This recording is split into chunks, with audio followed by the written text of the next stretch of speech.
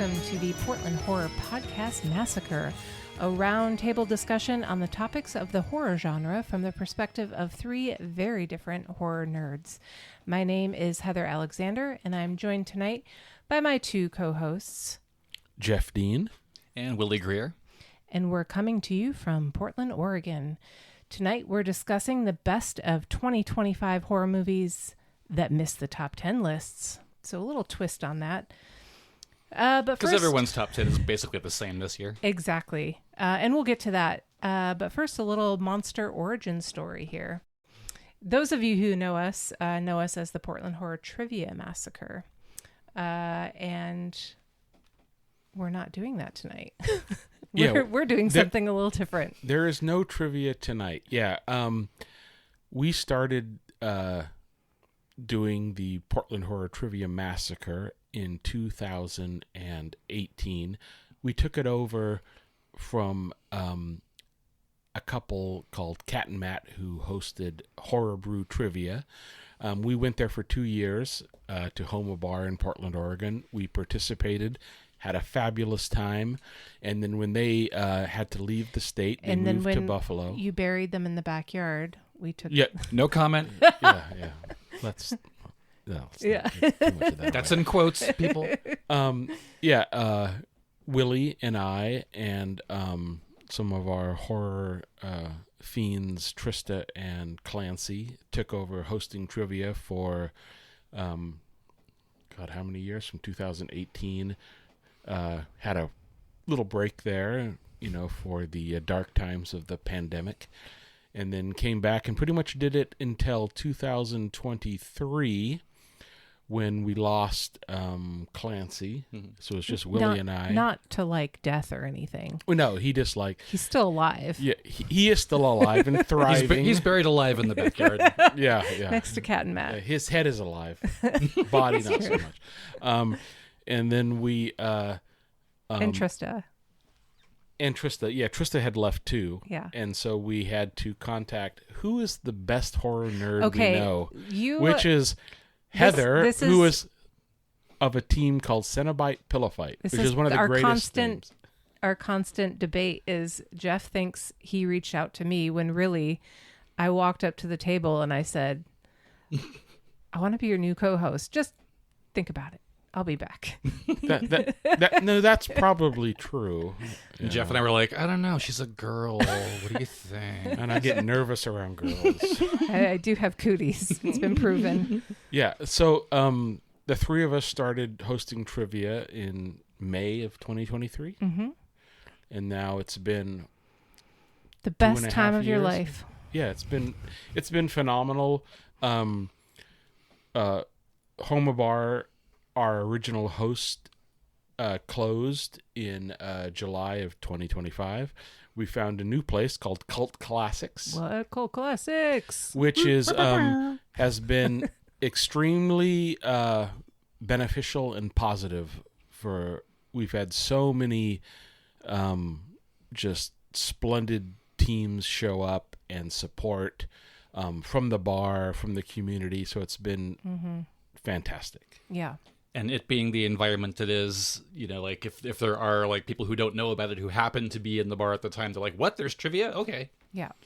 Whereas at home, sometimes it was there's trivia? Fuck, I'm watching a game right now. Yeah, totally. Yeah, Homa Bar was great to us, but it was a sports bar. Mm-hmm. Cult Classics is it's exactly what the name is. It's a bar dedicated to cult cinema. Behind the bar is just 6 rows high of VHS tapes. Yeah. Most impressive. And that's all they show on the monitors in the bar. Yeah. Which is their VHS tapes, which is phenomenal. On high-def TVs. It's wonderfully ironic. Yeah. Yeah. So we are, we've replaced trivia in our name with podcast because we are not doing trivia tonight. We are doing a podcast. This is our first episode. We've wanted to do it for a while, and Santa made our dreams come true this year. So thank you, Santa. Thank you, Santa. Jeff, do you want to talk about why we're keeping Portland in our title? Well, yeah, we kind of had discussed this, and we thought Portland would be a good title to keep in our name, not because like everything we're going to discuss is going to be Portland based, but because we are based in Portland, and Portland is a fantastic city for cinema. And dear God, it's true. And cult cinema. We have so many fantastic theaters here, like the Hollywood Theater, the Joy Theater, Cinemagic, Cinema Academy. 21, Academy. So many we are blessed with so many fantastic venues to watch new movies and retro screenings. And we have fantastic options like Movie Madness. Yeah. Right? Which is one of my favorite places in the whole city. Yeah. And those theaters that Jeff mentioned, I mean, they dedicate a lot of their screen time to retro horror, honestly. So this city is just leaning deeply into the horror culture. And we have a lot of people here who embrace it. And like we discussed before we started recording, that the Portland Horror, insert word here, massacre, is our branding. So, we've been around for a while. We're developing, a branding of sorts and a following. And so to change it now would just do us a disservice. So if you're tuning in from out of city or out of state, don't worry. We're not going to talk about Portland sports or Portland, really anything. It's just kind of our branding and who we are. We're Portlanders and we love it here. Right? Most definitely. Yeah. Okay. Do we want to talk a little bit about, I guess we all met through, I met you guys through trivia. We started showing up, my husband and I and some friends, playing every other week, and got to know you guys and fell in love with you too. Did you fall in love with us Initially, or did you hate us before? No, I fell in love with you before, and I found you at the bar and started stalking you. And this is this is the long game here. Oh, wow. I knew it. Now you're in my house and you're never leaving. You're a witch. Good. All right. No, I didn't hate you guys. I mean, I kind of hated you guys when you were players before you started. Everybody did. Before you started hosting, because they won all the time. The Juicy Fruits, they would just conquer and leave our dead bodies in a heap pile. So I guess a little bit about me. I grew up in Michigan, moved here, 20 some years ago.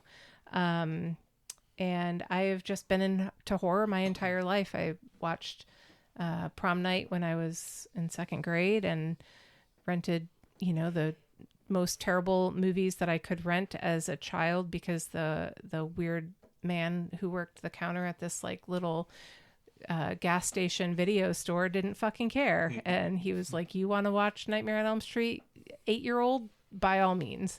Isn't that wonderful that you rented movies from a gas station? I know. It's like, I remember those days. God bless those negligent adults. Yeah, man. it was like literally like a little corner of a VHS.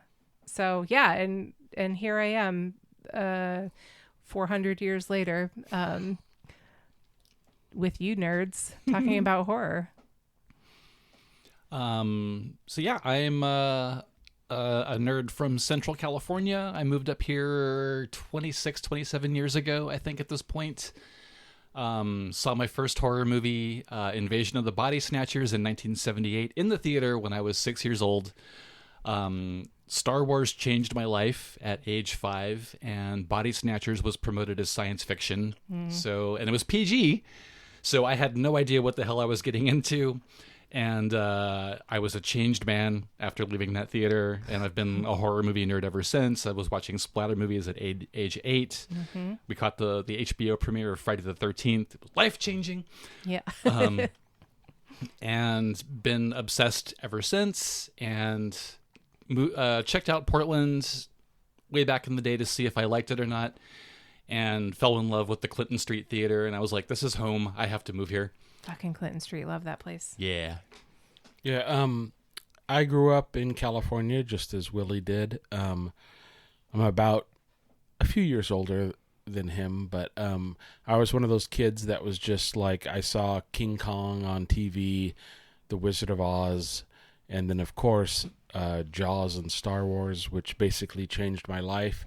And then every week when the TV guide came to the house, I would peruse it for like an hour and circle all the horror and science fiction movies that were on there that I had to watch. And this is, of course, before the days of VCRs, so you had to stay up and watch them. And of course, one of the biggest influences in my life is Creature Features with Bob Wilkins, which was a midnight show that aired in Central California on Saturday nights at 11:30 or midnight. And it was like just one of those things that kind of transformed my life, where I'm like, I love this, but of course, as 8 years old, this scares the shit out of me. But every week I had to like try to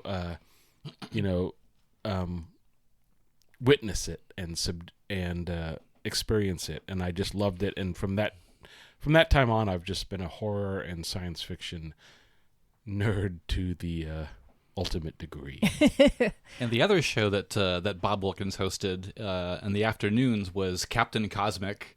Oh yeah, which he hosted with his robot sidekick 2D2, and it was he showed mostly like kaiju and Japanese superhero shows and stuff, but he would promote movies like Phantasm and Alien to little 7-year-old me, and I was like, what the hell? I gotta see this. Well, I remember like, because it was like a local show like done in a local television studio, he got big guests. Totally, yeah. I remember he had like William Shatner on there, and I think he had like Leonard Nimoy and Mark Hamill and all the stuff promoting all these movies that were not big at the time, but yeah. But yeah, okay. Amazing. Enough about okay. it. Yeah. All right. Our origin stories have been revealed to you.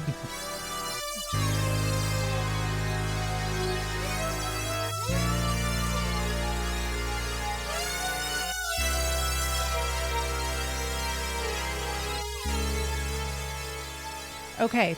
I'm going to run through the what the world thinks is the best horror movies of 2025, and to be very fair, what we think are the best horror movies of 2025. But everybody's talking about these movies. You can't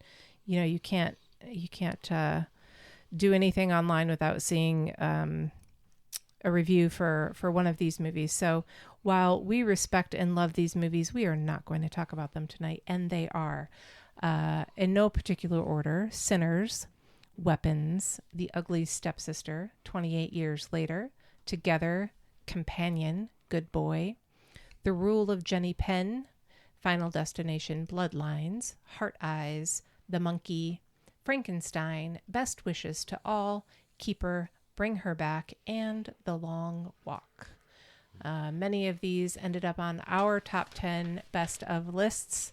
Would it be fair to say that 28 Years Later made it onto like the best and worst lists somehow? I mean, there's quite a few, I believe, on this list that are quite divisive. And I think Frankenstein is actually one of them. Yeah, true. So, and like, I really liked Weapons, but I didn't love it. Like, it would have never ended up on my list. So I do think, I think there's quite a few on here that are divisive.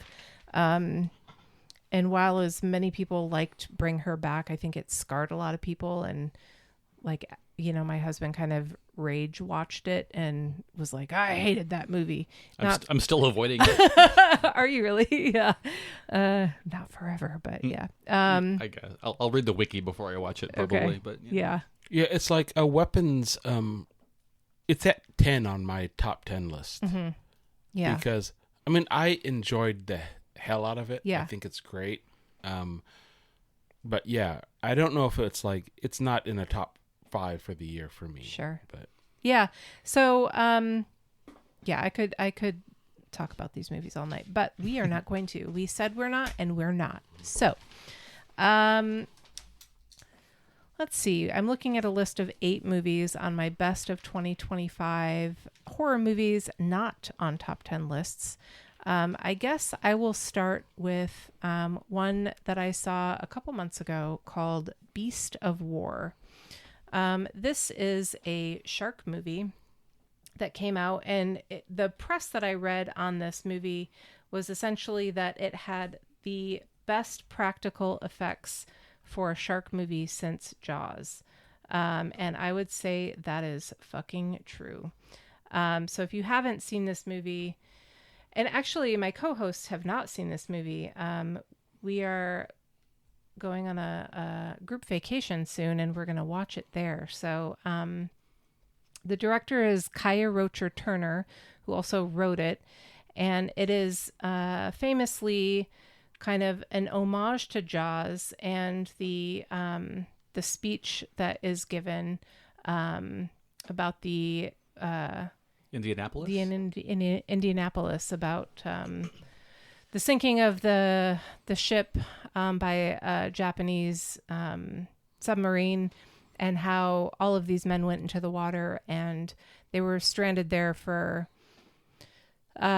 days, and essentially sharks picked them off one by one.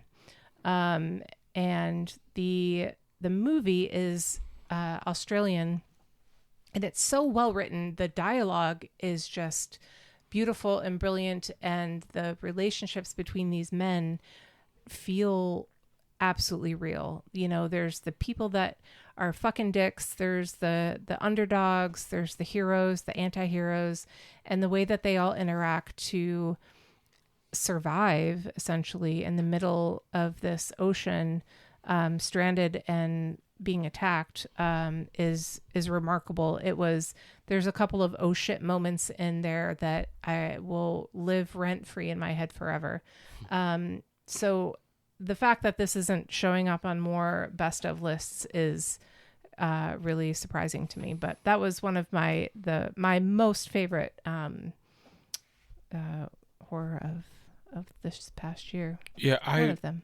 I was gonna watch this, but I withheld because of our Slaughter on the Water vacation we'll be doing in 2 weeks, and you said you wanted to show this. Yeah. So I wanted something to be new. Yeah, I know. So, that's hard, right? When we do these slaughter vacations, and because we watch so much horror, because it's kind of our job, with trivia and, you know, with the other things that we do. With programming, with our newsletter, stuff, with, you know, everything. So it's hard to be surprised at these things. No, but I'm looking forward to it, especially when you say it has, like, you know, the best practical shark effects since Jaws. Yeah. Because, I mean, I love aquatic horror and shark movies, but, you know, the recent movies of the last 10 to 15 years, there's so much CGI sharks that you kind of, it takes you out of it. Yeah. Basically. Some of them are harder to watch than others. I haven't seen, I know there was like 3 or 4 shark movies that came out this year that were kind of being talked about, but Beast of War was just, so fucking good. Yeah, Jeff, I applaud your strength at holding out until Slaughter to watch it. I know you're a Jaws man through and through. Yeah. So I wanted to hold out. I know it's like I can He's holding out for the second date, you guys. I can always you know, update my top 10 later. Sure. Right? After it's a week from now. Yeah. You know, if this makes my top 10 later, we'll see. We'll see. Yeah. All right. But I'm looking forward to it. So. What movie do you want to talk about? I want to talk about a movie that actually made my top 10 that I have not seen on anybody's top 10 lists, and that is an Irish movie called Free Waka. Yes. It's an Irish folk horror movie. Basically, a home care worker who suffered a personal tragedy gets assigned to take care of an elderly woman in a remote village. This woman has many mental issues like paranoia, dementia, and she's just kind of bitchy. Yeah. She has a lot of issues. And then all these issues start rubbing off on the home care worker. This film is kind of dark, disturbing, and very hypnotic, I think. I really connected with it because it kind of deals with generational trauma, and I just found it to be extremely kind of quiet. But super creepy. I mean, yeah, like a lot of it takes place at night. Spooky and unsettling, but very affecting and powerful. Yeah. Yeah, I thought the direction, the acting was great. It's a slow burn movie. I know a lot of people don't like slow burn movies. I love them. Yeah. So definitely have to be in the right mood for it, but they are. Yeah. I liked it. I loved it. And like some of the dialogue is like in Irish Gaelic, so it's like half the movie's in subtitles. Yeah. But yeah, I like this movie, but I just want to warn people, like, it's not like a fun horror movie. But I do think it's a powerful and important horror movie. So without giving anything away, I had to Google the ending because I was like, what the fuck just happened? Yeah. And did you find that as well? Were you confused by the ending, or were you just kind of going along with it? I was kind of like, I could accept it, but I also did like a lot of research afterwards about like, okay, what are the meanings that people are getting out of this? And I do think like, and this is like the thing I like about these types of movies is just like, it's not a definitive ending. You can take from it what you want. Yeah. But I'm always looking for the allegory, to kind of create meaning around horror, because horror, has a lot of deeper meanings. There's subtext there, and I couldn't for the life of me figure out what this fucking allegory is for this movie, and I still don't know. I guess I'd have to rewatch it. And we can talk about like like you said, generational trauma or even like dementia or whatever. But I feel like the ending kind of takes it to a new place that doesn't make sense for any of it. So I think it kind of meant like coming face to face, like becoming honest with your past. Okay. And your future. Okay. Okay. Sure. Basically. Okay. I kind of like thought like, I mean, I don't want to spoil anything for people because you don't want to spoil it, but I kind of thought like, oh no, she is making a concerted effort to confront your demons or your past or whatever. So, but yeah, I loved Free Waka. It's streaming on Shudder. Yeah. On Shudder. So yeah, that's one of the ones. It made that's the number 5 movie on my list for 2025. It didn't make really anybody's lists that I saw, though. I know like on Rotten Tomatoes it has like a 98%. Oh yeah, it was a great movie. It wasn't one that I would be like, oh, that was yep. So fantastic. Willie. I think I might start off talking about influencers. Okay, yeah. My wife and I just kind of watched both of these back to back during a weekend-long vegetation session. We just didn't feel like doing anything, so we were just scouring the streaming services. And these were a lot of fun. I forget the actress's name at this point, but main character of Catherine C.W., is kind of making a career out of befriending, fucking with, and ultimately murdering influencers in exotic locations. The first one took place in Thailand, which is where my wife and I spent our honeymoon, so there was a lot of nostalgia dopamine there. Second one takes place in Bali, which looks very similar, so same vibes. This is maybe a horror-adjacent thriller, but gory enough, I think, to be included here. A lot of fun. For lack of a better word, I would say they're disposable. They're very entertaining. Yeah. Not necessarily something I'm going to rewatch over and over again, but very solid. A lot of fun. Kind of belong to the Eat the Rich subgenre that's been very, very popular in the last couple of years. Yeah. But yeah, it's one of the best examples of a kind of despicable character who you do still love and root for. Yeah. A very hard thing to pull off, but It looks like her name is Cassandra Nod. Thank you. I love influencer horror. It's like a subgenre that I really enjoy. And again, like Willie said, most of the influencer genre that I've watched, they're pretty disposable, but they're super fun. And I haven't seen Influencers. I saw Influencer when it came out, and that was really fun, but I haven't seen the sequel. Yeah, I think I liked it maybe half a star more than the first one. Okay. And I would say the movie does seem to end on kind of a definitive note, but there's still room for prequels or little side stories or whatever. Yeah, I mean, this actress is popping up all over the place now.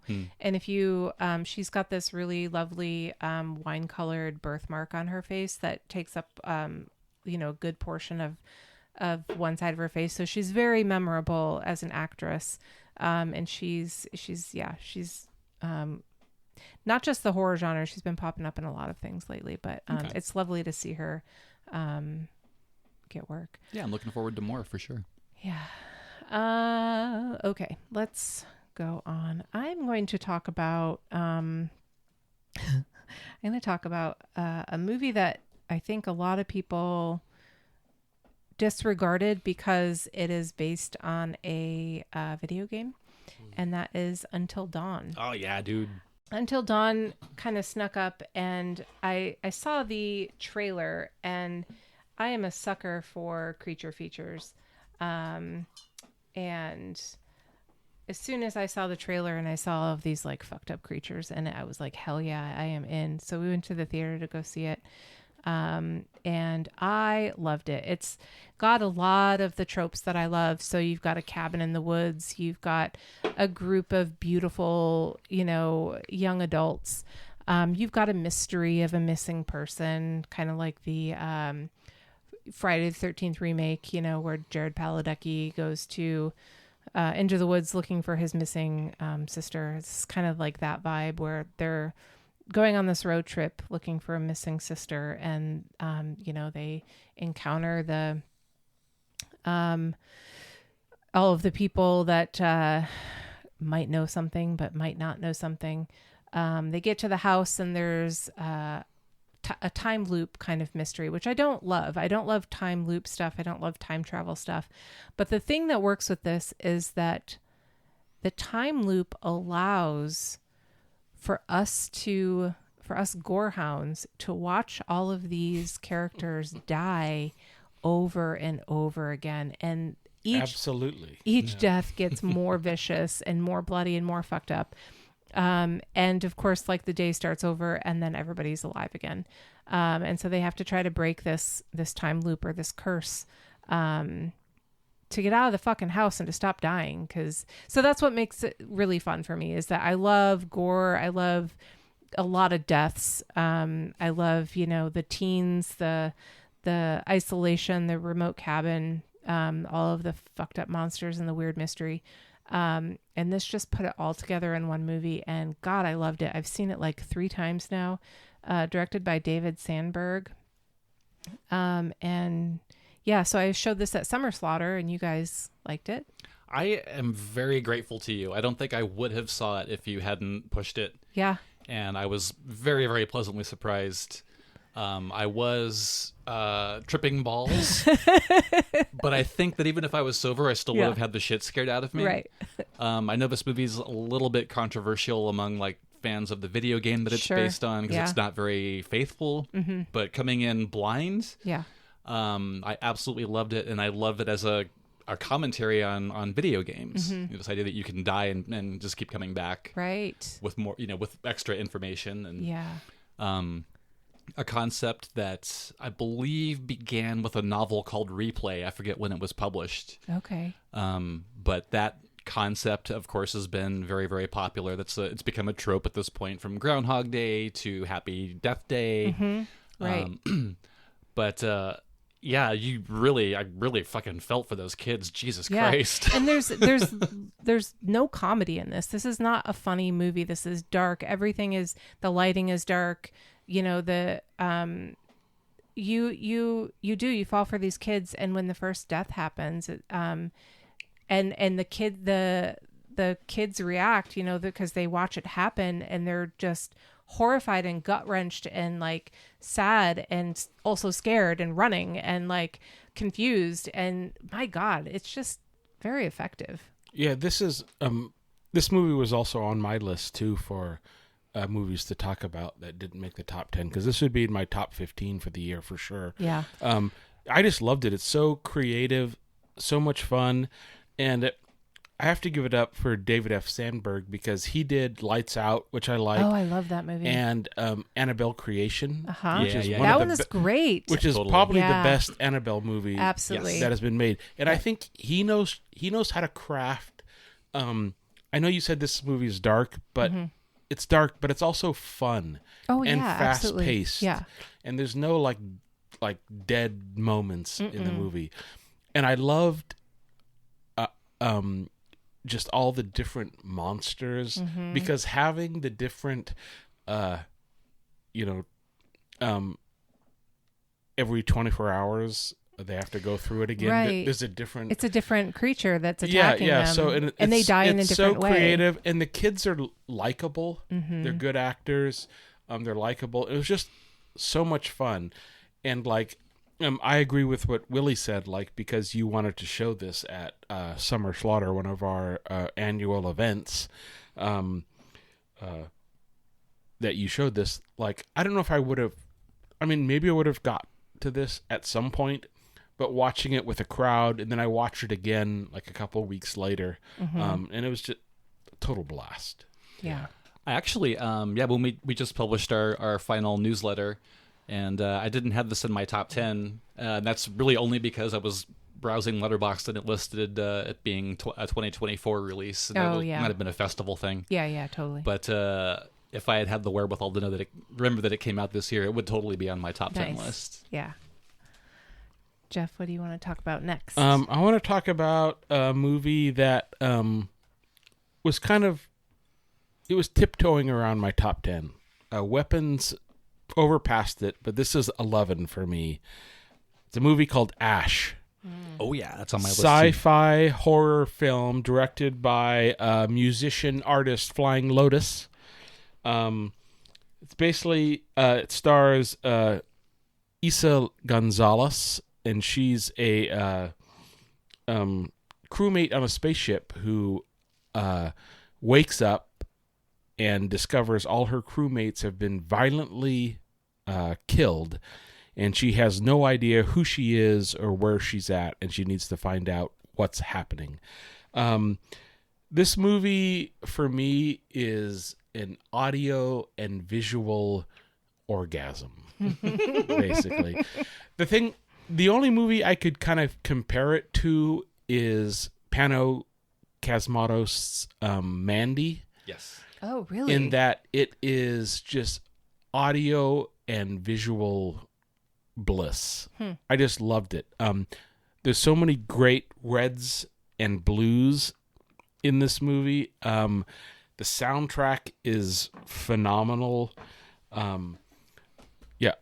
just loved it. It's a hypnotic movie. It's not everybody's cup of tea. Just like Mandy's not everybody's cup of tea, but I just loved this flick so much. Me too. Flying Lotus did the Ozzy's Dungeon segment of VHS 99, and also a movie called Kuso, featuring George Clinton, which I hear is completely disgusting. I haven't watched it yet. Like the ultimate gross out movie, I guess. But this was a very, very pleasant surprise. And I think what I said about it was Flying Lotus remakes Prometheus and Covenant filtered through Panos Cosmatos' bong water. Yeah, and it's like Aaron Paul is in it from and I thought like some of the special effects, like the visual effects, are fucking incredible in this movie. Can we cuss on this podcast? I guess so. I mean, I plan on showing it to children later, but Okay, yeah.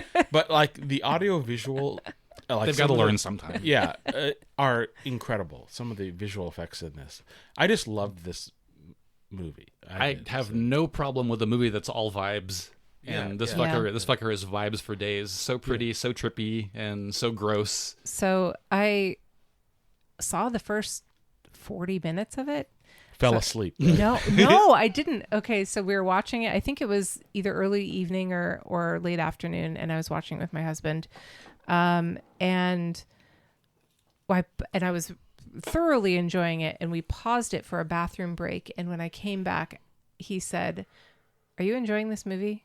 And I was like, "Yeah, are you?" He's like, "Fucking hate it." And I was like, "Cool, so I guess we're turning it off."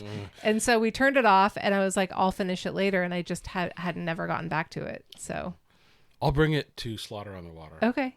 It's also, so for those of you playing at home, it is showing on Shudder.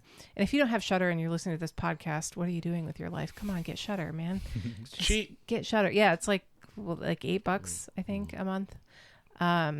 It's got Joe Bob, man. What else do you want? Fucking Joe Bob. I love Joe Bob. If you're out there, Joe Bob, listening to us, I love you. Contact us. Yeah, no doubt. Where are we at? Oh, we're at Willy. Oh, God. Okay. I am going to talk about the other movie made by a YouTuber this year.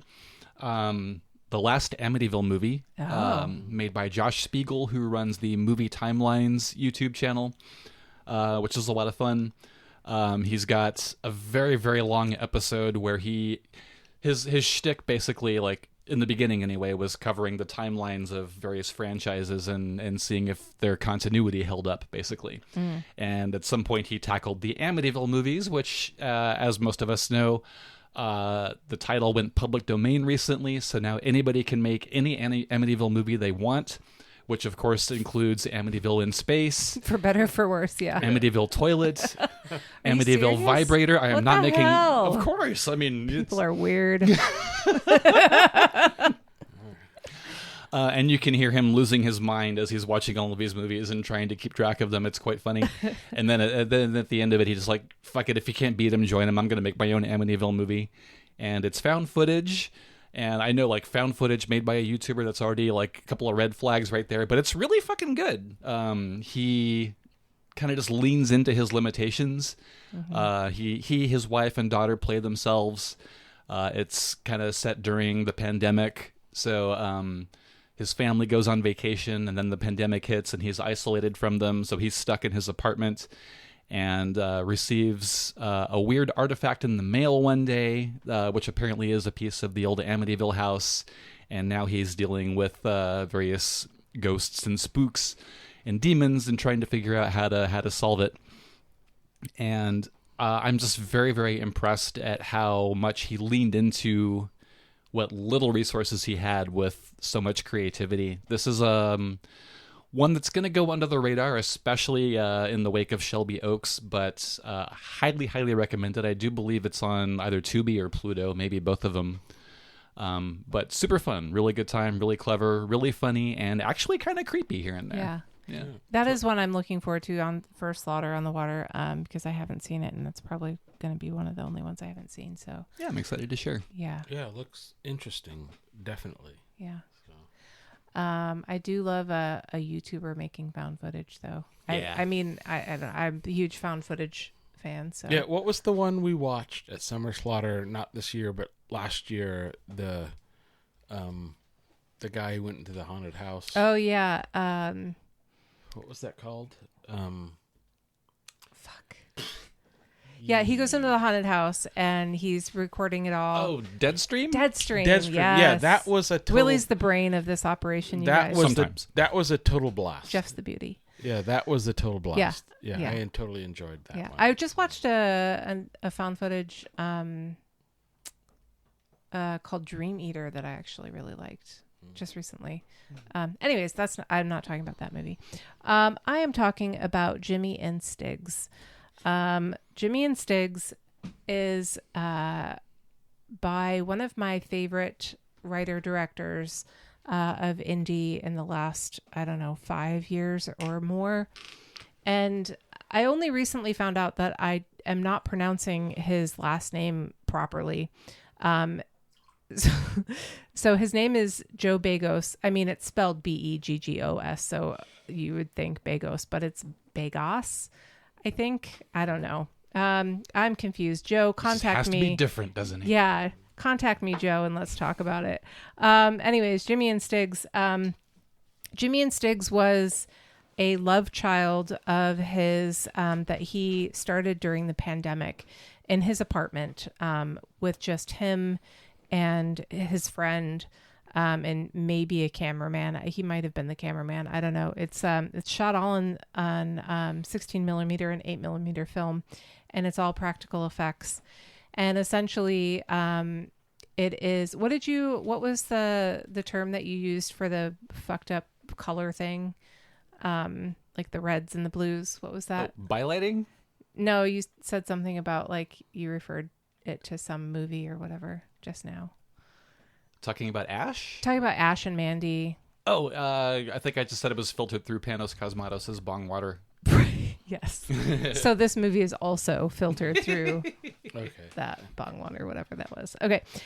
So essentially this guy is at home and he goes to sleep one night, drunk and high, and he wakes up and is being probed or abducted by an alien. And when he wakes up, he freaks out and he's like, these fucking aliens come back. They always do. So he tries to get his friend Stiggs involved to help him kill or catch the alien that is coming into his apartment. And this is just the tip of the very fucking weird journey that this movie is. It is gory and bizarre and funny and violent. And this movie took like 4 years to fucking film in his apartment. He has a lot of interviews about the filming process and the aftermath process of this. So that and Good film. Boy have something in common then. Exactly. Yeah, totally.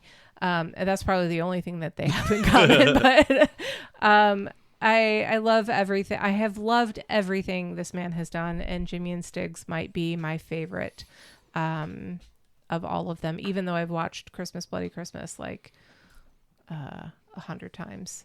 Yeah, I haven't seen this. I'm looking forward to watching it. Yeah, it's going to be a late night one after we so smoke a I little. saw his film The Mind's Eye, which I enjoyed. Yeah. Which was his kind of like homage to Scanners. Exactly. It's like, oh, how many exploding heads can you have? A ton lot. of them, right? So I'm like, no. But yeah, so I'm looking forward to seeing this. I kind of withheld watching this one too because I know you said you were fond of it. So like, you thought this would be a fun late night movie. And that's the thing is, his films have a very like gritty, fucking punk rock, element to them. They're very indie. Sometimes they have questionable acting abilities. I'm thinking of Almost Human. Almost Human is one of my favorites, but it's a little stilted in some ways, stiff, I should say. But so you have to kind of embrace that vibe if you're going to embrace his movies. And I love low budget films, horror films. And so he really hits the spot of quality plus low budget plus fucking gory, gross, nasty.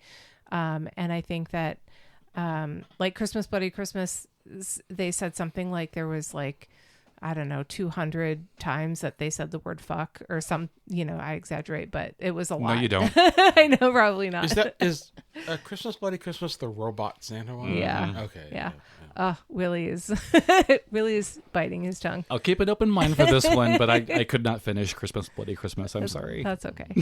All right. So yeah, that is one of my favorites of the year. I missed it when it played, when he was actually at, and it played at, was it Cinema 21? No, Cinemagic. It was at Cinemagic. Yeah, he was there, right? Yeah, I know. And I had no fucking idea. And when I found out the next day, after a friend texted me like, why weren't you there? I was like, bitch. I didn't know about it. I didn't know about it. Come on. The fuck? I know. All right. Am I up next? Yeah. Alrighty. Oh, okay. So this movie, the next one I want to talk about is one that is going to be fairly controversial, I think, because I think it's on a lot of people's worst of lists for 2025. And this is Lee Wanell's Wolfman, which was released in 2025, January, about a year ago. It was the first movie I saw in 2025. Starring Julia Garner from Weapons. But I really enjoyed this movie.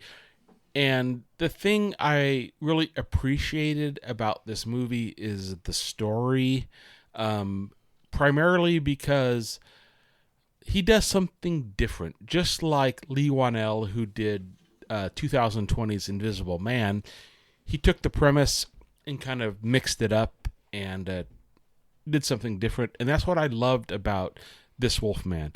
I know a lot of people didn't like it because they just wanted a traditional Wolfman movie with a lycanthrope on the large killing people. This movie is more like kind of a sickness or virus type movie. But I really enjoyed it. I thought it was really well done. Production design was great. Makeup was fantastic. And it's by an artist, what is his name? Arjun Tootin, who won an Oscar for Pan's Labyrinth. And it's, I thought, a entertaining and different take on lycanthropy, which I totally appreciated, which I want. I don't want a traditional werewolf movie where it's just like, oh, somebody gets bitten by a werewolf and goes on a rampage. Yeah, I just really enjoyed this movie. I know I'm probably an outlier on this, but yeah, I totally wholeheartedly think this is a solid werewolf film and one of my favorites of 2025. I mean, I agree. I don't think it's one of my favorites, but I really enjoyed it a lot. I liked, there's a little bit of the perspective from the wolf, right? So like it shifts to him a little bit to where werewolf vision. Yeah, the werewolf vision, and the sounds, like sounds and everything were really weird for him.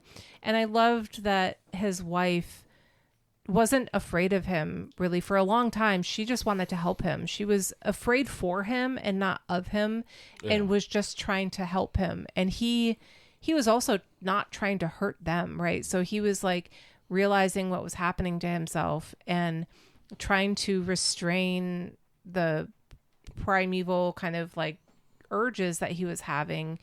And it took the threat of another wolf on his family, because there's another wolf like lurking outside that allowed him to really kind of wolf out and fuck this other wolf up. So there's like some wolf on wolf action.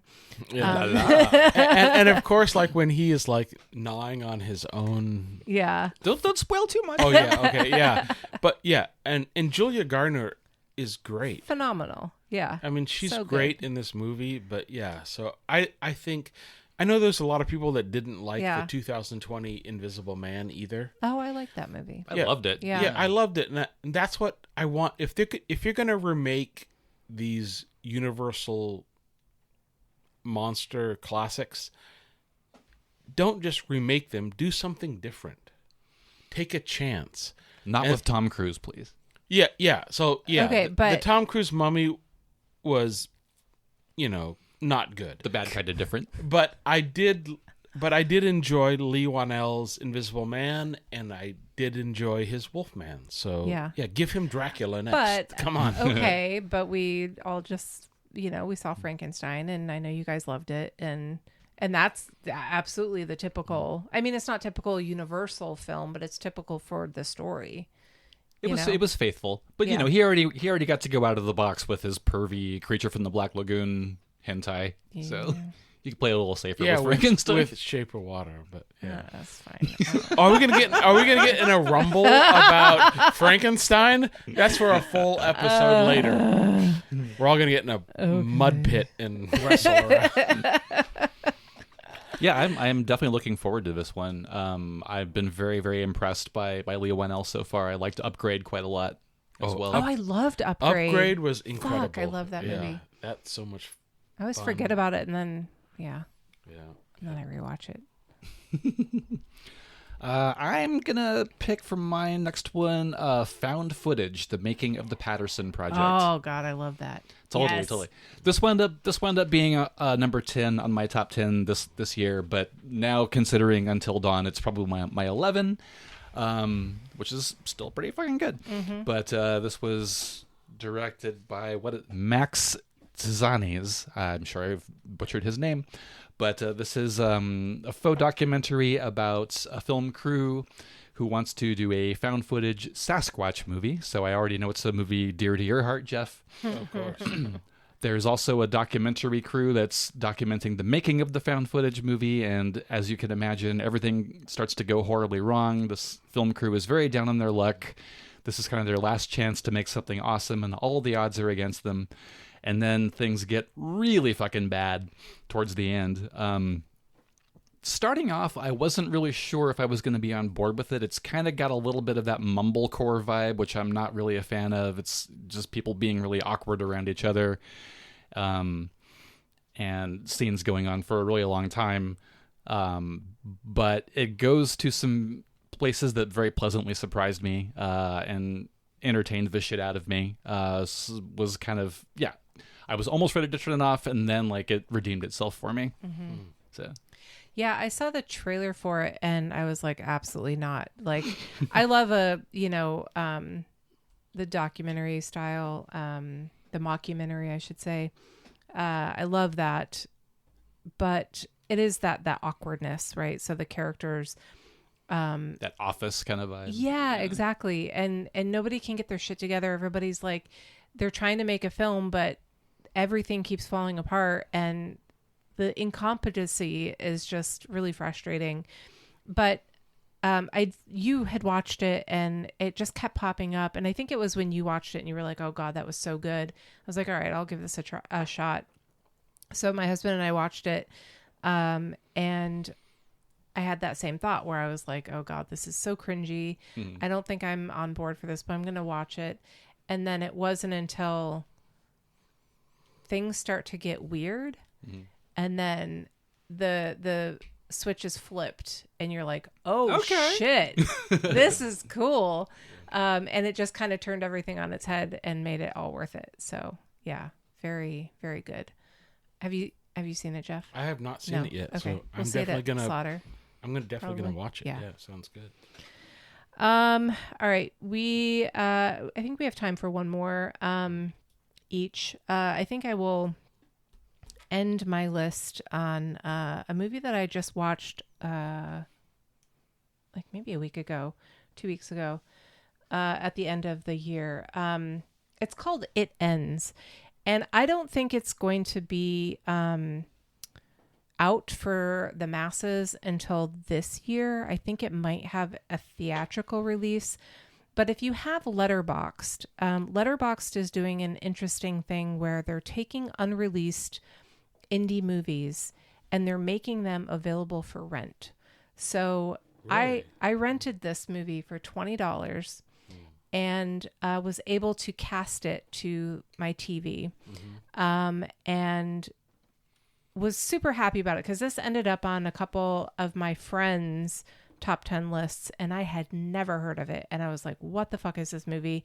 Why have I never heard of it? And it's because it just got out of the festivals, and it's basically in that awkwardness between, having done really well at the festivals, but haven't been released yet. And so when I saw that Letterboxd was, making it available for rent, I jumped right on it, and I fucking loved it. It's directed by Alex Ulom, and it is essentially one of those endless road movies, right? So, like Dead End, kind of? Yeah, exactly. Okay. A group of friends are in a vehicle, and they're basically moving a friend. They picked this person up from college, and they're like, this guy is moving into a different apartment or something. And there are all of these college friends. They're in this vehicle, and they turn onto this road. And after a little while, the driver is like, I think we missed our turn. like I haven't seen a turn. And that's when it starts. And the driver decides to turn back and basically start over and be like, all right, we're just going to go back to the beginning. We had to have missed it.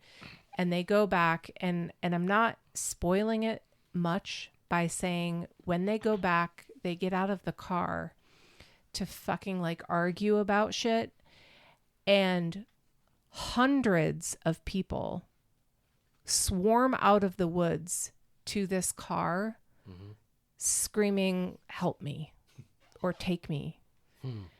And they all fucking freak out and get back in the car, and then they drive. And when they look back, there's nobody there. And this goes on for the duration of the movie. They can't stop. They're never hungry.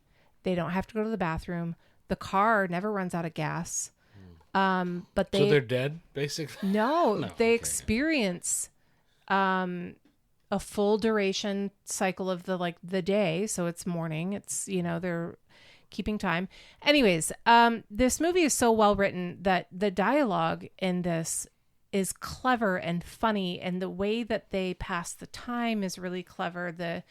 The relationships between the friends are really unique and feel very real. And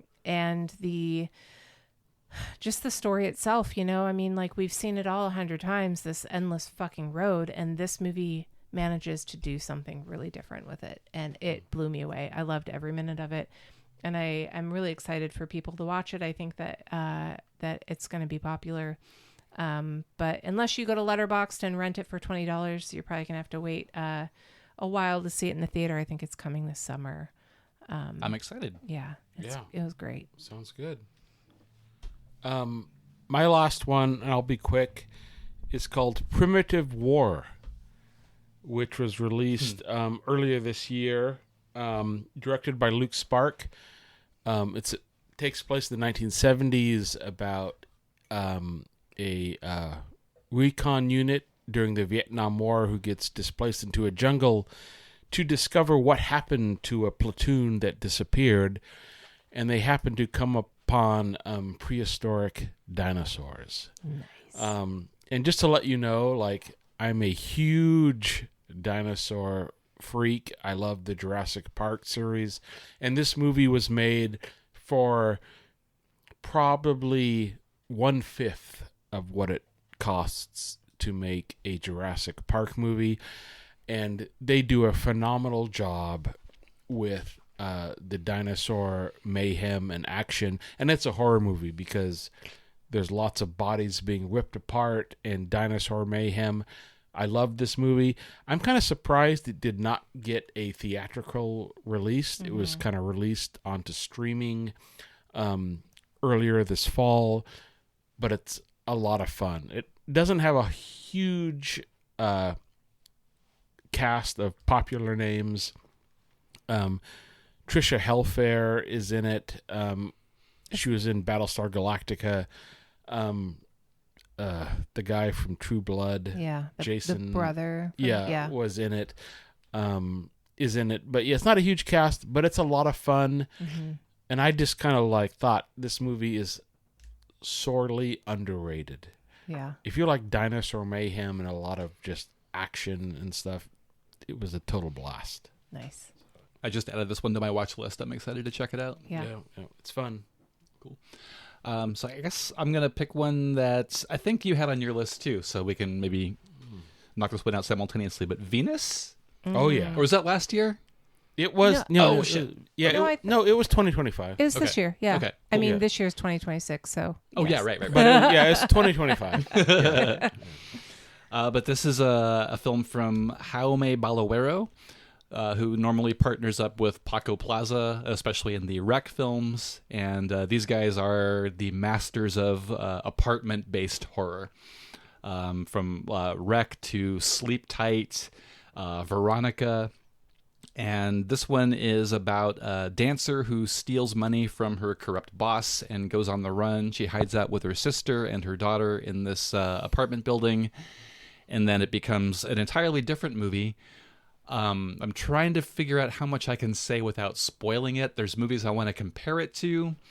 There's a bit of a Rosemary's Baby vibe, but mainly I remember like watching this and about halfway through being like, this is reminding me of that movie Darkness from 1998 or whenever that came out, which was also, and then I was like, shit, I think Balaguero directed that as well. And then it hit me. I was like, he's doing his fucking own Three Mothers trilogy. Oh, Yeah. shit. I'm pretty sure my theory is correct, and if it is, I'm really excited to see what his Suspiria riff is going to be. I assume he's going to make a movie in a dance school pretty soon, and I'm really excited. But Plaza and Balaguero rarely disappoint. This one was so much fun. Yeah, these two directors have not made a bad movie, in my opinion. And this movie, I totally agree with you. I loved it. This was close to being in my top 10. It's got a huge kind of cosmic supernatural vibe. Mm-hmm. You have witchcraft, you've got drug runners, and then you just have so much different kind of genres meshing together.